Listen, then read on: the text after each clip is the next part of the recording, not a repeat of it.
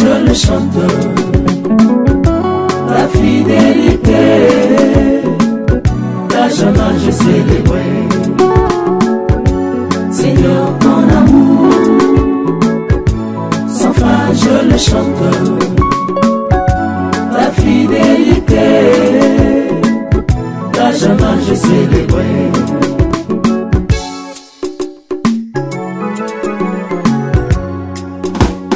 Ton amour est pour toujours. Frères et sœurs, bonsoir.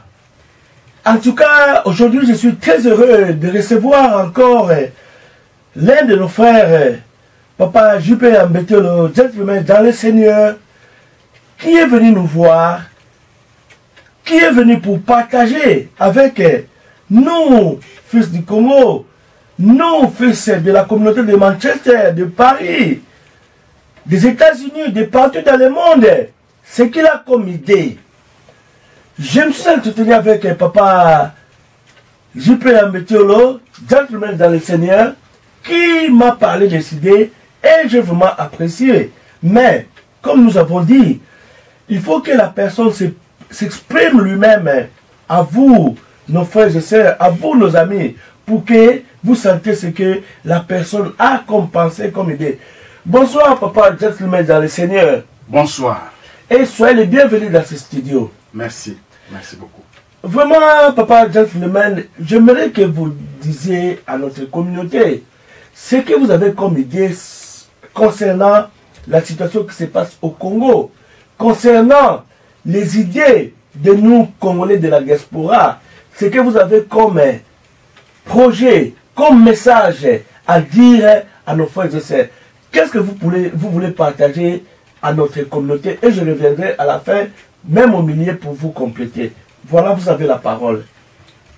Maluma vundanga kanti munwaka uvundangako, dit la sagesse Congo, qui signifie que ce sont les pieds qui cherchent à se reposer, mais la bouche ne se repose jamais. Je m'appelle Mikalukidi Mbetolo Jean-Pierre, gentleman dans le Seigneur. Comme mon frère m'a introduit, je vais parler aujourd'hui de 2 points qu'il a soulevés. Pourquoi les combats en Angleterre a failli. Alors, je vais parler de la faillite du combat en Angleterre, dans la diaspora. Et 2, je vais parler de la faillite de la classe politique. La façon dont les choses vont chez nous au pays, dans la République démocratique du Congo. Ce sont ces 2 points-là que je vais parler. Et après, d'autres points, d'autres petits points viendront. Dès que ça viendra, j'aurai à disséquer et vous montrer comment sont mes idées et vous montrer mon opinion à propos de tous ces points-là. Merci beaucoup, Papa gentleman dans le Seigneur. Vous êtes libre de dire à notre communauté, vous avez parlé d'abord de comment le combat a failli en Angleterre et peut-être aussi dans d'autres pays. Qu'est-ce que vous pouvez dire à nos frères et sœurs, à notre communauté, à tout le monde qui nous suit? Comment le combat, qu'est-ce qui s'est passé pour que le combat ait une faillite en Europe, en Angleterre précisément? Comme vous le savez, moi personnellement, tous les combattants de la Grande-Bretagne me connaissent très bien. Si je peux citer quelques-uns, comme Général Ngando, mon sergent Mokrekese, Colonel Kamanzango, et autres, ils sont nombreux. Ils sont nombreux. Le Mumba Yoto, de Sankara, je ne peux pas citer les noms puisque les autres vont dire pourquoi tu ne m'as pas cité. Matone Kimbangu, Maître Baïna, très fort. Et les autres. Comme vous le savez, dès que ce combat a commencé, moi j'étais là. J'étais là au début du combat. Je vais parler bref, puisque dans l'internet, dans les médias, c'est le temps. On ne joue pas avec le temps, donc je vais parler en bref. En 2006, pendant les élections de Jean-Pierre Bemba, nous avions tous été convaincus, persuadés de voter Jean-Pierre Bemba, Mwanamboka comme on le disait. Alors moi j'étais dans les meetings populaires à Londres, là on a invité tout Congolais de donner leurs idées. Moi j'étais là. Un jour, je me promenais à Londres, dans la ville de Londres, dans la capitale. J'ai trouvé mes frères, mes jeunes frères, quelques jeunes frères que je connaissais et d'autres que je ne connaissais pas. Ils m'ont entouré, ils m'ont dit, grand frère, vieux, mais bisoto lingaka yo mingi vieux. Mais, eloko mon kaka, yo na communauté, na ba milliers au monde na kate. Je leur avais dit, calmez-vous, je suis toujours là. Vieux tout le monde a tout le monde a toujours olobaka pe pour la communauté toujours ndenge olobaka. Je leur avais dit, calmez-vous. Makinu mamfumu kamazingi langako, dit la sagesse Congo, qui signifie quand un chef danse, il ne danse qu'un tout petit peu. Makinu twasisa kwa baleke, karinsi bambuta baya langayo, dit la sagesse Congo, qui signifie les danses, les sons aux petits enfants. Et le pays, c'est le vieux qui dirige le pays.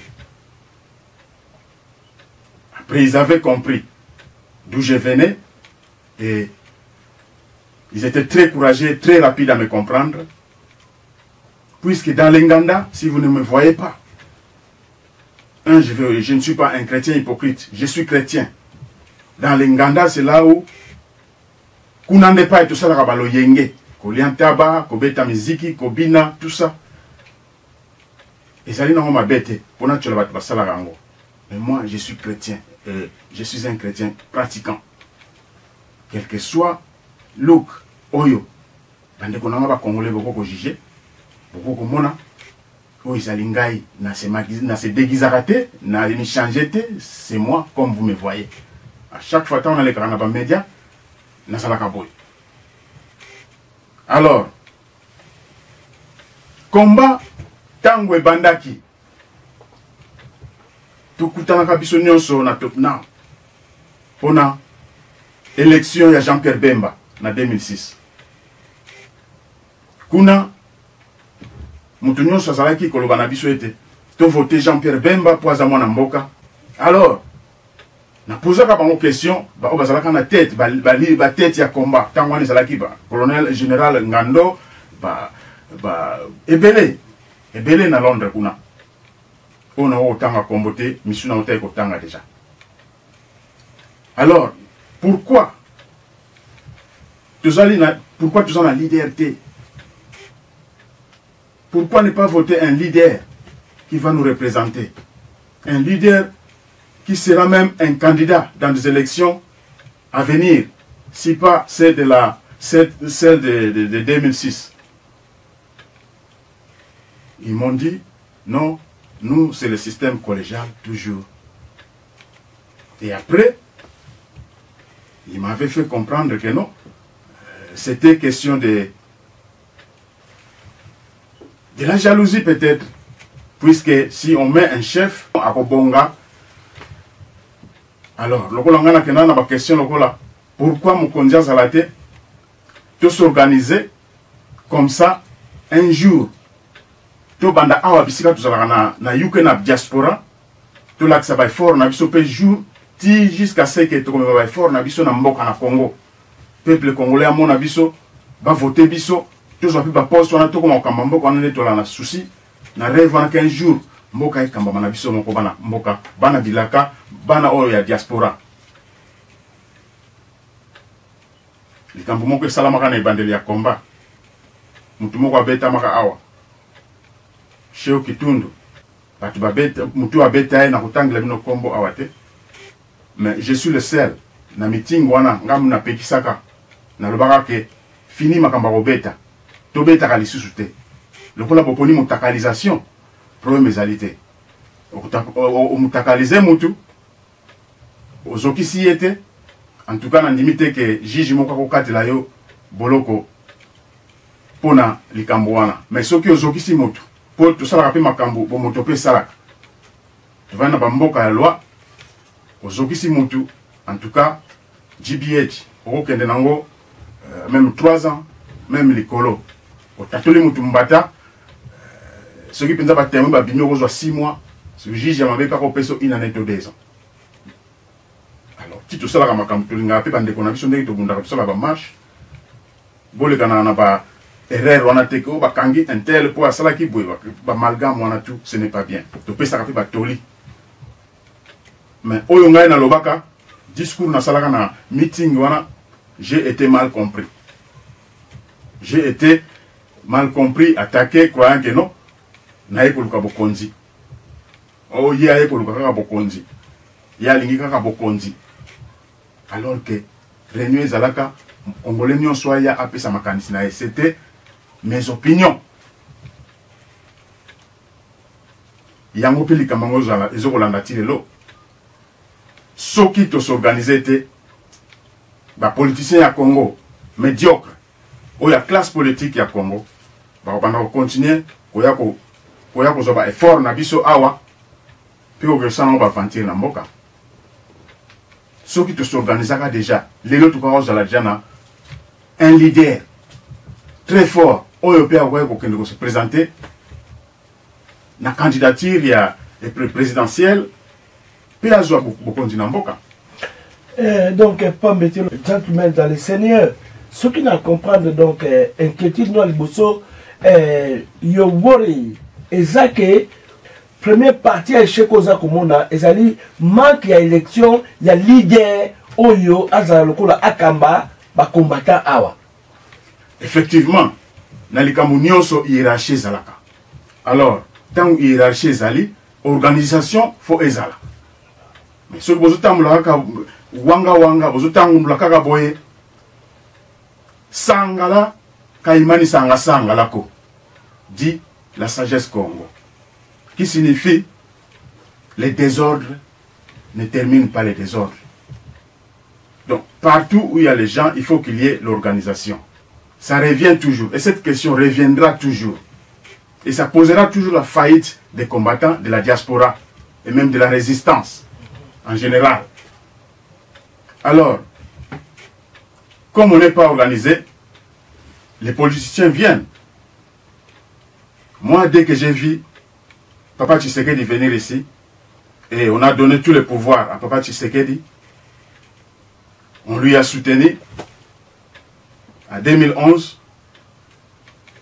Bon, chacun avait son opinion, mais moi, premièrement, j'avais l'idée que nous ayons notre leader, non un politicien, de venir prendre toutes ces puissances, tout ça que les combattants ont combattu pour, et aller jouer avec. Alors, j'étais mécontent, il faut que je le dise. Quand j'ai trouvé que les gens ont changé de Kazakhs, les combattants commençaient à se montrer de quelle couleur ils étaient, de quel parti politique ils étaient. Et les combats commençaient à changer. Les combats commençaient à faillir. C'est cela qui a porté la faillite. La seule réussite pour les combats, c'est les sensibilisations des gens. C'est ça, pour ça, on a vraiment la victoire. On a réussi de sensibiliser les gens, les Congolais, partout dans le monde. Puisque ici, en Angleterre, c'est la zone rouge. Ça a commencé ici. Avant que ça aille partout dans le monde, en Afrique du Sud, en France, aux États-Unis et jusqu'au pays. Ça a commencé ici. C'est nous qui avons commencé ça. Alors, nous avions voulu que la chose soit bénéfique pour nous. Mais ce n'est pas nous qui bénéficions. Et maintenant, c'est les politiciens qui viennent, qui en bénéficient. C'est ça, c'est là où se trouve mon mécontentement. Alors, pour changer des choses, après un moment donné, les combats étaient divisés. Les gens de Ngwanda et les gens de Papa Tshisekedi. Les Tshisekedistes et les Ngwandistes. Alors que le pays, nous n'avons pas seulement les Ngwandistes et les Tshisekedistes. Nous n'avons pas seulement les Kassaïens et les gens de l'Équateur. La RDC, c'est un pays qui a été formé par les Blancs. Avant que les Blancs y viennent, nous avions été déjà organisés. Nous avions nos pays à nous. Comme il y avait déjà le royaume Congo, qui est aujourd'hui le Congo central. Nous sommes un pays dont on nous a mis ensemble par force. Mais faisons quand même effort de faire devenir cette force-là un mariage forcé. Rendons ça à un mariage d'amour. Si ton oncle t'apporte une femme du village et qu'il te donne, tu verras que, ah, oh mon villa, mutambo, moi c'est un mot qu'on a rebalate. Mais de plus en plus que vous allez vivre ensemble, vous allez commencer à l'aimer. Mais pourquoi nous, depuis qu'on est ensemble, dans la RDC, on ne s'aime pas? Il y a toujours des différences. S'il y a un Moulouba qui prend le pouvoir, les Katangais, les Swahili, les autres tribus, les autres parties du pays sont mécontents. Ils mettent des bâtons sur les roues de l'autre, du président. Si c'est un Katangais, c'est la même chose. Si c'est un Congo, c'est la même chose. Alors, les amis là dont j'ai parlé avant, les jeunes frères qui m'ont demandé pourquoi vieux monde en a gâté. Ils m'ont aussi demandé, mais vieux, tout ça là, nini?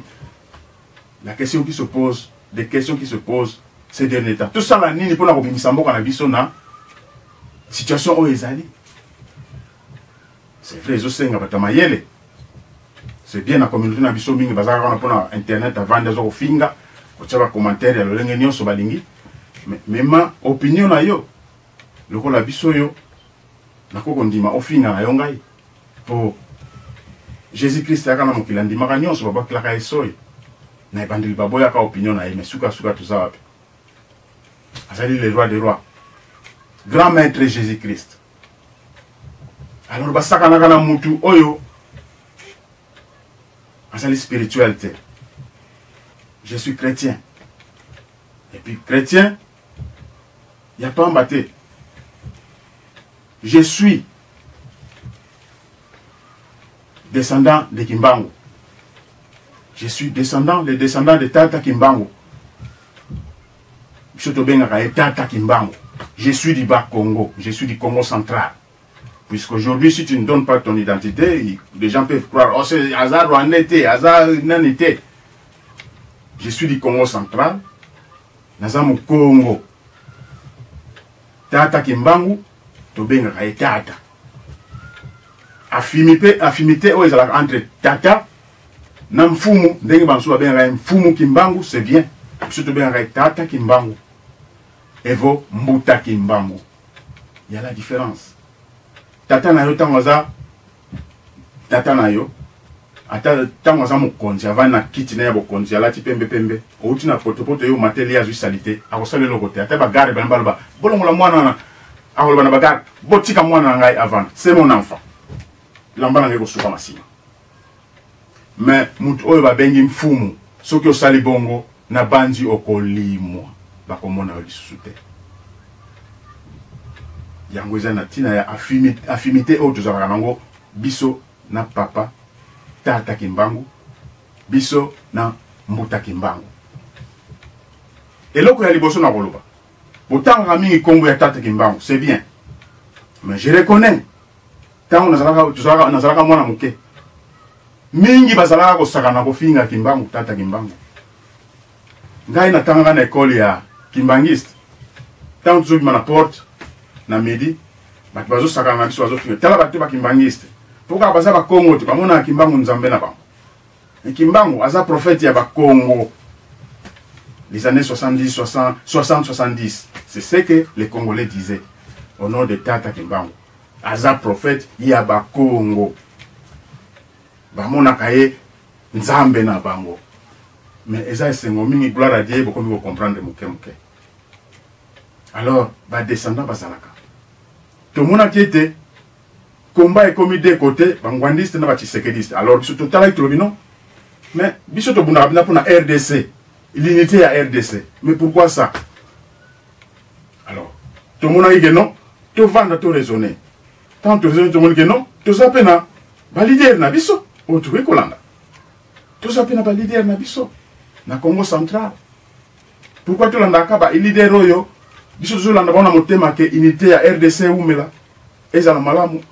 Bango au contraire, bazo finga ba leader na biso. Le kola ne moandan semi, grand maître. Les grands esprits, ne moandan semi. Où est la solidarité envers les Bakongo? Où est la solidarité des Bangala? Où est la solidarité des Baluba? Où est la solidarité des Baswahili? Alors, nous avons besoin de nous et ça nous a noki, et ça nous a magicien, et ça nous a nani yaka, et puis bateau bazana pouvoir na pépère na majorité, ceux qui va bimi, to soutenir bango. Mais tout le monde peut belé ba bimi kuna, bazoko yamba makakate. Ne moandan semi apesi mon d'ordre. Les mêmes combattants comme Koloba. Oh non, aloba qui m'a bé pour na chef de l'État. Aloba qui m'a bé pour un chef de l'État, il faut qu'Akaba Kangaye. Et puis, personne, Moutumoko Tazoloba. Moutumoko Tazoko défendre. Ne Mouandansen. Bofinga Kaye Bomona Kemtalibon, mais il est député. Il représente un peuple. Toko que nos côtes actions se tait. Bata Congo central, to côté na palais du peuple. Pour nous se défendre. Il faut qu'Akato pour Moutumoko. Quelle que soit apparence naïe. D'ailleurs, balobaka mubali zala vilain pour batu babanga yo, surtout mwasi ya banga yo. Sokolati opakuli ambi ndenge moko na mwasi okomi choko ndenge moko na mwasi pia kotosa na yeyote po tango wele la po ya choko, po ya mafuta. Respect kozala wapi. Donc mubali zala vilain pour mwasi pe atosa yo, abanga yo, pe batu na mokili babanga yo. Wakala muntu Kalankosi, Wakala Makaya, Evomatiiti, Kalamiaka. Dit la sagesse Congo, qui signifie si vous voulez être quelqu'un dans la vie, sois un lion. Si vous voulez être une feuille, ou un papier pour qu'on ne t'amène pas à la toilette pour aller faire les besoins.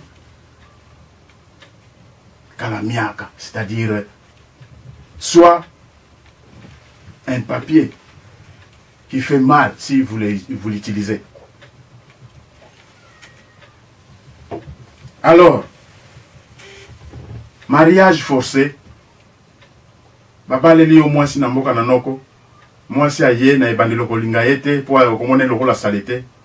Mais de plus en plus, vous vendez. Vous sommes les mois, les papas na ville. Moi, boye, oko lingaye quand même. Ndenge mo to mona kapé awana poto. Ba mindele avandi na mbwana ye. Hein? Moni biso to vandi na mboka ba to pembe. Faut quand même tout l'accepter, ba comportement ya malamu, pe ba raisonnement ya bien. Avandi na mbwana ye. Plus tard, akomi kolala na mbwa na embeto mo pourquoi parce que akomi kolinga ye mingi na ebandila ko cha libanda tuna salon tuna na mwa chambre ya muke mais suka mona akomi kolala na mbwa na ye tuna nyampeti na ndenge tulobaka na mbeto. Mais pourquoi biso ba Congolais ya RDC tokoki koyoka na te? Mobutu atikila biso unité. c'est vrai. Mais unité moko empoisonné. Unité au sangisi bana nyonso boya bana nga nyonso na bota. Mais ozo lesa bana musu na coulisse na chambre bana musu tika bango na nzala. Aliba boyebi yango te. Aliba ebima na tanga mobutu. Aliba ezali association ya bangala. Bango ndi basala otambola na mikombo so mbongo ya mikombo so na ba coffre na bango ba carton na bosanya on la deuxième république. Unité nde yangwana. Est-ce que wana ezali ko causer division te? Les grands Kassai, par exemple, une association à Bango, les grands Kassai. Mais pourquoi biso so tolobli Abako, l'association de Bakongo et comme yono, bokomi ba bozaba tribaliste, bozaba xénophobe, bolingo bengana ba batu na Congo central. Te tolinto bengana batu na Congo central te. Tolinginde tolakisa était tozali un peuple supérieur. Un peuple mûr, un peuple dur, doté d'esprit. Un peuple travailleur et un peuple doté d'esprit saint de Dieu. Puisque nous sommes les cousins des Juifs. Si vous ne le savez pas. Botanga kombo ya tata kimbangu, me boye bien malamuté. Lingomba oya tika tata kimbangu, bino bofinga yango, bofinga kayango. Est-ce que vous voyez que Lingomba oyo tata kimbangu atika ezala oyo église kimbangiste banana batika te. Oyo tata kimbangu atika ezali oyo balata ka basutani ya pembe babenga ka bango bangunza. Bangunza wana bo négligea bango. Bangunza wana bokoma ko benga bango batu ya kinkukusa. Nzoka église oyo tata kimbangu yemoko personnellement atika ka na Congo central. Plus précisément, na manianga 10 secteurs. Bon négligaka, bolobelaka kombo na yekasi, bokendaka na histoire lointaine te poboyeba. Alors pour nako avancer, mutu po avancer, to une communauté po avancer, faut boter la histoire lointaine na bino. So bozo kendeka boye wanga. Eloko moko te ko bonga. Faut te vendre à ton kanisa. Ou te préserver unité. Bisogna te vendre longo, te préserver, te battre la RDC na biso. Voilà, frères et sœurs, comme nous avons dit, dans toute démocratie, il faut te saigner l'anneau. Et nous, quand les bossons, on se va congolais, tout ça, l'anneau, on te saigner tout ça, là, ezali koyoka. Koyoka, idée à Moutaza Koloba, koyoka, oyo Moutua Lobi, kososola yango, koyeba, est-ce que positif faisant wapi, négatif faisant wapi, sobo ki Moutua Lobi, au lingi, au compléter au yalobi, to, au contredire au yalobi, au koyi ko bengi sa motewana, papa gentleman dans le Seigneur, azali mutu oyo, azali libre, aza awala katia Manchester, que nous pouvons facilement contacter ceux qui ont ligné même peut-être t'organiser émission pour okutanaye et que ça la facile, ou bien comme la biso pour biso to ligné la Congo to koma na tango oyo il y a échange d'opinion oyo ki moto alobi yo pesota la yo oloba ko finga o moto alobi que parce que ba émission to za ko tia soki moto tie commentaire ya mabe mbala automatiquement aux la ban organisation sur émission moko ya biso te yango to ligné tango to za ko la émission ya moto to pesa respect na o moto za ko loba to ka idée na ye au sous yango au peser les pour et les contre ya o mutabi au sa contribution na yo papa gentleman dans le Seigneur na yo ki ndengwe o toucher makambo ya vision ya Congo central ndenge ozalango ya papa Kimbangu ya papa Mondanse minali kokota la makombo ya batu personnellement te parce que naebi idéologie peut-être natangi papa Mondanse minanzela ya internet ou bien naebi papa Kimbangu pour natangi religion naebi que c'était un prophète du Congo ou biso tozo to seigneur na respect makasi les Londais beaucoup mi kondi. Voilà. Donc peut-être il y aura une émission où il y aura peut-être il y a émission de l'eau na tiki yo peut opinion na yo peuple balanda.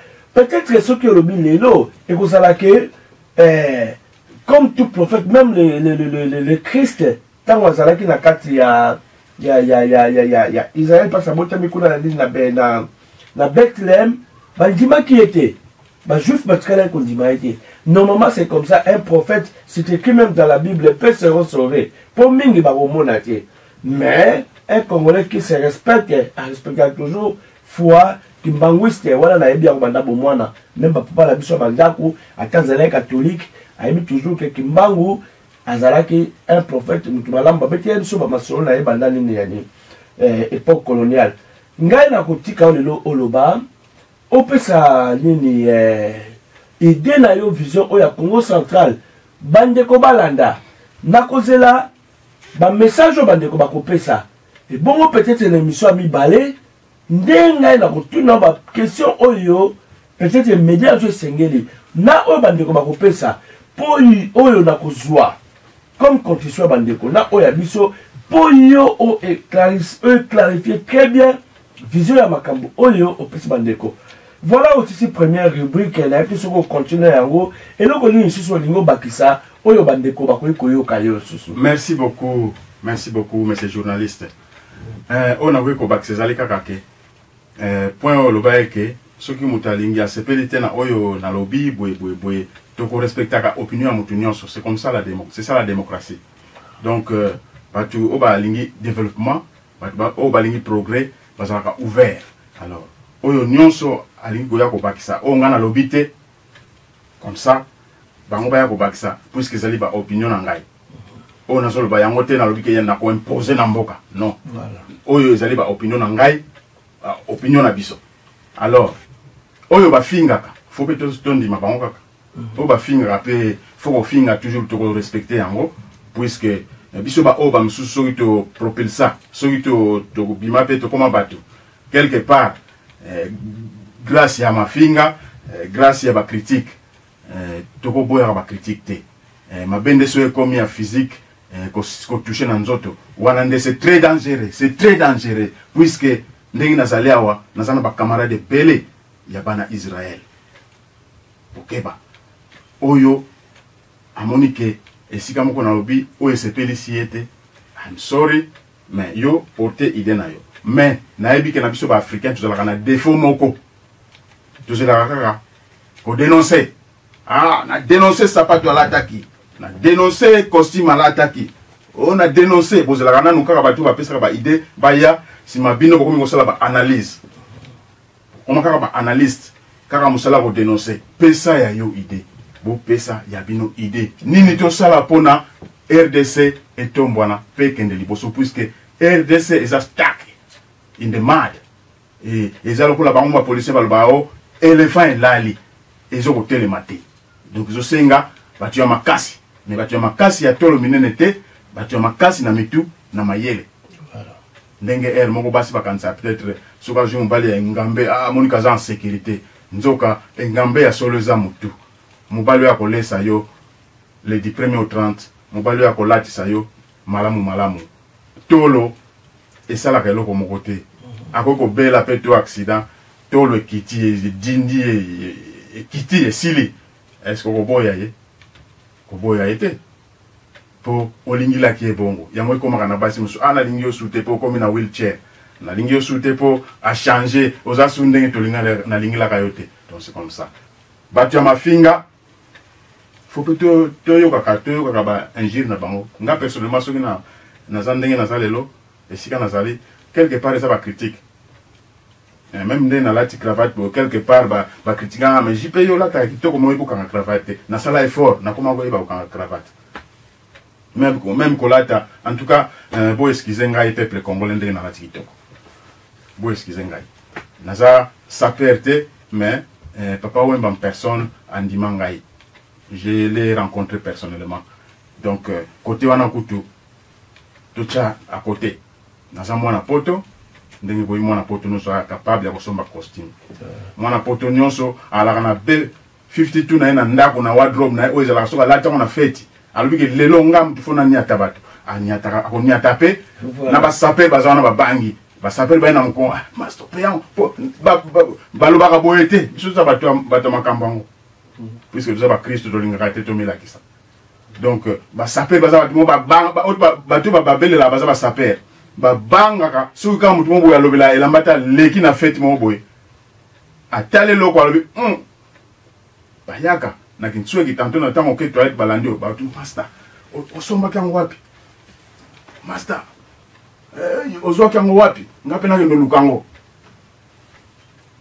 donc toyebani na mukuse alors pour na wana ezana ngo sujet mususu en tant que serviteur de Dieu en tant que fils de Dieu tout ça quand nous Jésus-Christ liboso na makambo na biso nyonso ce qui Jésus-Christ mukolo mo va permettre que na défiler va saper beaucoup mon ngai mais yende fois le belangai na tambu sama ngai mo côté na tambu sama ngai ya Saint-Esprit Jésus-Christ na tambu sama ngai pe manazolo babwe yende alors on a vu ko bakisa les alliés de o eko ko causer ba division les alliés ba injustice ezole kanamboka boyo wa mingi ba combattant balwa on ngana banda combat na 2006 on ngana banda combat na 2008 ngana 2011 ngana banda combat depuis na botama na mboka wana ya Congo puisque na botama na tanga Mobutu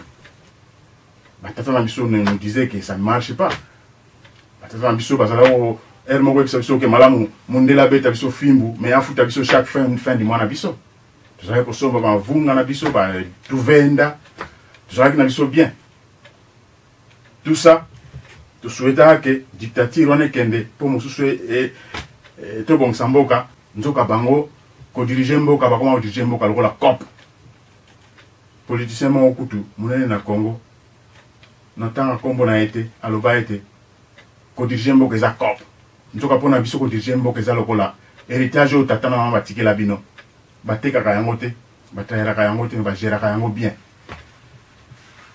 faut sangana bino nyonso bo bénéficier ka nango bino bana bati botikala mais lelo bisengo ya ba richesse ya Congo et comment for the few but not for the many un poignet à bâtiment boye bakoka utata 10 000 Congolais je pense bazo se réjouir bazana ba milliard na ba banque ba banque account na banque mais peuple azo couper na ba misère so couper peuple azo souffrir ba tata na misala ba fonctionnaire bazo futa bango te soki ba futi bango moi salaire moko ya moke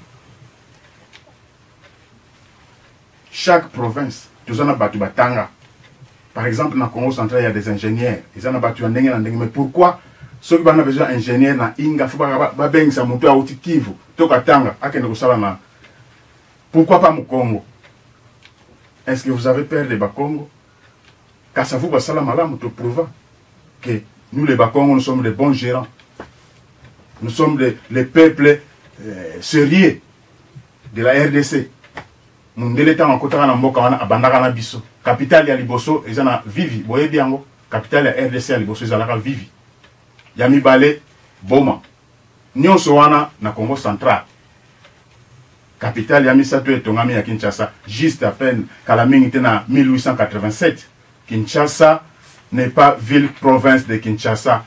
Kinshasa c'est une ville capitale du Congo central.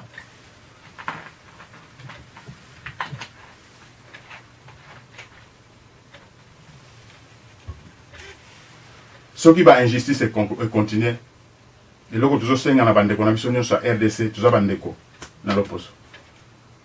Bandeko na biso baluba, bandeko na biso bangala, bandeko na biso baswahili, bandeko na biso bandundu, mais là toujours c'est une solidarité, solidarité zate. Depuis on a arrêté les moins de 5000 personnes en parlent, surtout Awana, UK zone rouge. Colonel général Ngandon, silence. Mokrekese, silence. Colonel Kamanzango, silence. Kaka mutuna yoka kia lobelage muke, maître Baïna très fort, na Matone Kimbango. Ba grand maître Yamboka Oy. Je les respecte. Mais silence, na bino ba o nyos bokangi silence. Un jour, si vous continuez comme ça, puisque tout ça qui nyonso, topé ça, combat oy en plaire. Et bima e koma mokili mobimba. E bandaka awa biso ba to banda yango na UK na Angleterre. Mais ceux qui beaucoup mi mango boye, tribalisme, injustice, je vais frapper. Mukolo musubo komona na kobeti sa concert awa na bengisi Félix Wazekwana Fali to Ferre Gola ba kobeta na stade ya Wembley to na stade ya Manchester. Je vais frapper. Po bobebi si na bino déjà combat. Bokomi kobebi sa combat. Na meeting ya liboso na zalaka wana na lobelaki. Tango na pesaka discours na ngai. Batu balobi na kenda ko luka bokonzi. Na bezate. Bokonzi soke pesa meli ngai et que peuple muteponi ngai na koboya yango te. Mais j'ai été plusieurs fois pharaon en Égypte. J'ai été plusieurs fois pharaon. Vous m'écoutez? Donc, nous avons posa ya bokonzite, nous avons posa na aider, nous avons posa na sali sana mi mama kansi na ngai po na totombola mboka na biso pe communauté na biso na diaspora. Mais nous avons toujours été mal compris. Et Kanga a sala vidéo pour nous displayer ba DVD a kata parti na loba. A tchaka moi muke oyo na telemaka. Alors batu bakanza oh non jipo ebo bako libanda so ke bako beta yo bako bundisa yo na lobite na lobaka te na zona kati ya bandeko na ngai na yebi congolais malamu na kola na bandeko na ngai na yebi. Alors tant on a pesa ka ba opinion na ngai que isengeli tout ça na chef tout s'organiser pasteur Dave na otanga ko na yaga mema kamatinga micro. Oh non, yo est-ce que ça rwandete olingite ba voter Bemba pour nani? Nga lui Bemba te. Puisque biso ba tu spirituel to mona kana musika. To iba ke oya lelo ekokoma. Ye autaka muta Uganda, kanamba autaka muta Rwanda. N'est-ce pas ça boyebi yango te lelo? Na lobaka yete. Nga maître général ngando abelela lobi. Yo nani? Na bisaye moi c'est gentleman dans le Seigneur. Kimia, nie salmo mbekotaganye. Colonel plutôt Matone Kimbangu, maître Matone Kimbangu, atalobi yako vanda pe na ngai. Après tango maître Baina abotolaka micro et pas ya pasteur Dan pour na kozong silanga ya lobino te botika ye. Botika asili sa opinion na ye. To benga ki batu apwa ko loba opinion na bango bokata mutute. Maître Baina très fort abotola micro comme moi mbilinga nga kutusu na kota na katika na bango pona ukabula no ba s'il vous plaît bobundate kimia izala kati na biso. Et après ça Matone Kimbangu abenga pe na lobino lokole l'équipe eta musuba ko kanela yo tant to sili sabako saloma bien habité ndeko na congolais na iba ndeko na ba congolais to la na biso ko la ba rwandete. Donc na sala calme mais puisque insista kana FCMbo ça va na kovanda pembe na pona sécurité. Puisque sécurité simba makana maître Baina na maître Matone. Ataba ndeko libita. Leki libita oh papa Ngwanda benga leki libita. Tout le monde était là. Tout le monde. Combattant nyonso boyebi na UK.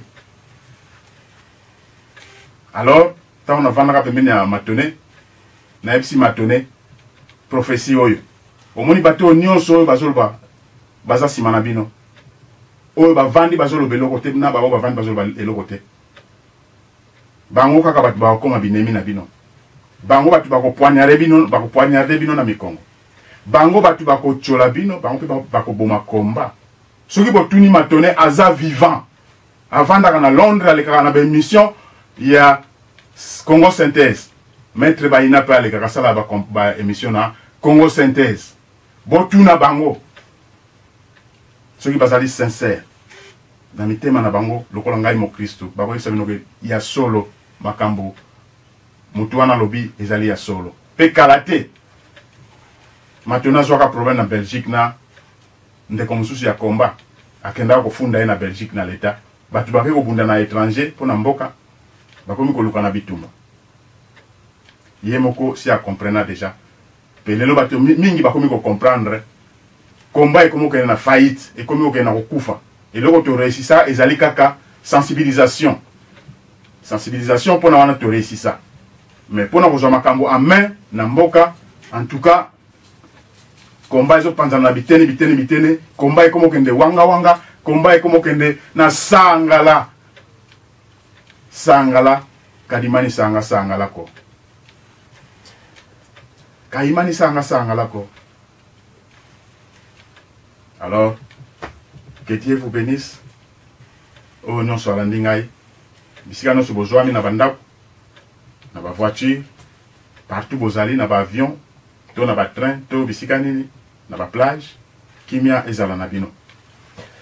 Vraiment, merci beaucoup frères et sœurs. Je suis encore très ravi de vous avoir reçu aujourd'hui chez nous pour parler à nos amis, pour parler à nos frères et sœurs. Mes frères et sœurs, est plus dangereux celui qui ne veut pas écouter. Est plus dangereux celui qui ne veut pas regarder son frère, celui qui ne veut pas voir son frère. Comme vous savez, j'ai commencé le média depuis longtemps. J'ai étudié ici en Angleterre. J'ai étudié à l'université de Salford. Les gens m'ont dit, ma communauté m'a dit que votre média commence à recevoir les gens qui vont parler du Congo, les gens qui vont parler de l'opinion politique.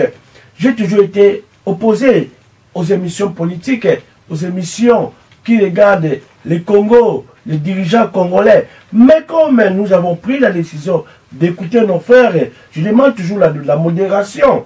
Parce que on ne parle pas beaucoup de celui qui n'est pas présent, parce qu'il ne peut pas se défendre. Mais que ceux qui viennent devant, nous les écoutons. Parce que nous savons, là où les Congos se retrouvent maintenant, c'est la faute à nous-mêmes. Quand je pointe du devant, regardez, un doigt se retourne vers moi-même. Ce que je veux dire, aujourd'hui, j'ai laissé à Papa Gentleman dans le Seigneur de parler, de nous dire, de se poumonner. Il a beaucoup à dire, beaucoup à partager. Mais, je vais encore le recevoir et pour lui poser des questions. Qui doit répondre, à communiquer à tout le monde. Je demanderai vos réactions. Écrivez-moi. Écrivez à notre média. La seconde émission, quand je recevrai Papa Gentleman dans le Seigneur, je lui poserai les questions que vous allez me demander de lui poser. Est-ce que ce qu'il nous a dit, est-ce que c'est vrai? Est-ce que c'est vérifiable? Est-ce que je vais lui poser des questions? Voilà pour aujourd'hui. Je vais encore remettre la parole à Papa Gentleman dans le Seigneur pour dire les mots de la fin aux frères et sœurs qui sont en train de nous suivre. Qu'est-ce que vous allez dire à la communauté? Quelle promesse vous donnez afin que l'on puisse clôturer cette première partie, cette première rencontre entre nous? Je dirais que les injustices causent des divisions. La Bible dit, la division n'est pas bonne. Dieu n'aime pas les divisions. Mais malheur à ceux qui les causent. Malheur à ceux qui causent des divisions. Donc, si les injustices continuent, les gens vont partir. Ils vont se séparer de la RDC. Ils vont quitter la RDC. Ils vont quitter cette union-là. Et vous direz qu'ils sont méchants, ils sont mauvais. Non. C'est puisque vous dirigez le pays avec des injustices. Vous faites les combats avec les injustices. Vous poursuivez vos ambitions politiques, des positionnements, des postes. Vous ne vous occupez pas du pays. Les gens disent que non, c'est impossible que le Congo central ait l'indépendance. Le Sud-Soudan a eu l'indépendance. Malgré les autres continuent à dire, oh non, malgré ils en ont, mais ils ont des problèmes. Non, au Congo central, on n'est pas entouré avec les pays musulmans, les pays islamiques. Le Sud-Soudan est entouré des pays islamiques. De Djibouti, Somalie, Tchad, à gauche, et puis le Nord-Soudan, ce sont des islamiques. Mais si le Congo central reçoit son indépendance aujourd'hui, le Congo central est entouré des pays chrétiens. Le Congo central est entouré d'ailleurs en Angola, à la frontière de l'Angola, ce sont nos frères les Bakongo. Au Congo-Brazzaville, ce sont les Bakongo, ce qu'on appelle les Balari. Au nord, nous avons l'Équateur et puis à droite, les Kasaï. Tous ces peuples-là qui nous entourent, ce sont des chrétiens. Donc nous n'aurons pas les mêmes problèmes avec le Sud-Soudan. Ne rêvez pas puisque ça peut devenir une réalité. Évitons ça. Gardons notre unité dans les RDC. Mais si les bêtises continuent, malheur à ceux qui comprennent toujours en retard. Nous allons frapper. Les gens disent que non, vous voulez chasser les gens du Congo central. Non, non, non, non, non. On le fera d'une manière sage. On ne chassera pas les gens comme les bêtes.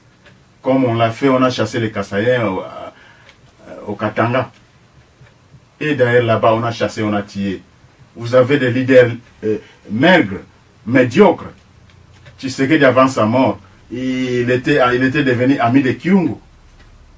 Donc, si les Bakongo vous tuent aussi au Congo central, et demain, vos leaders viendront encore être les amis de nos leaders Congo, du Congo central. Ils ont toujours trahi, ce sont des traîtres, ce sont des faciles à corrompre. Alors, nous ne ferions pas ça brutalement ou violemment. Ça se fera, si ça se réalise, ça se fera d'une manière intelligente. Nous avons des gens qui ont vécu au Congo central, qui parlent déjà la langue Congo. Et il y aura aussi des chances à donner aux gens qui voudrions rester congolais du Congo central, en demandant la nationalité. Il y a aussi l'immigration qui va jouer, ça c'est le rôle de l'immigration. Tout le monde peut avoir accès. On n'est pas xénophobe, on n'est pas tribaliste. Mais quand on aime, les Français disent entre un frère et un ami, mais le choix est clair. Est-ce que si tu aimes tes amis, si tu aimes beaucoup tes frères, tu deviens xénophobe? Est-ce que si tu aimes beaucoup ta famille, est-ce que tu deviens xénophobe? Mais c'est faux, c'est archi faux. Ndunda Buzengi. Ce n'est pas ça. Arrêtons les injustices. Nous voulons l'unité. Nous voulons l'unité. L'amour, la solidarité, c'est ça que nous demandons. La solidarité envers les Bakongo. Mais si vous ne nous aimez pas, nous allons quitter. Toko panza kimbambala yango. Toko panza kizoba wana liputa puisque et ça lokola biso de tche na kizoba liputa tisi ya sika partia ya liputa ya sika bamsuba yeko bamba ya kala na mataba bitendi et comme ko panza na ko koya par-ci par-là. Mais suka ya biso ya sika eko umela ya bino eko périr. Eza faute na biso te. Eza faute na bino moko. Nyonso ezali po bongisa. To bongisa elongo soki te etali bino. Mboka moko te ezanga problème. Nalobi te ke Congo central soki ezwi indépendance et okoma mboka ya bacentre. Non. Mais entre le même peuple, bakoki s'organiser, bakoki koyokana, bakoki dialoguer. En même temps, ils vont développer mboka na bango. Ce n'est pas comme dans la RDC, quand il y a dialogue. Réunion, mon côté, salama pour le développement social, économique ou politique. Pour l'infrastructure, yamboka. Et ça, la magate. Ce qui est dialogue, pour le pouvoir, pour le poste, pour le pouvoir. Mboka tambola ka boyete. Mboka tambola ka boyete. Alors, nasuki wana, pour la lelo. Voilà, frères et sœurs, nous allons clôturer cette émission. Comme je vous avais dit, nous attendons vos réactions, tout ce que vous direz. Nous allons les prendre pour préparer l'émission suivante. Pour le moment, nous nous arrêtons ici et nous vous disons merci de nous avoir suivis et restez chez vous en paix. Merci beaucoup.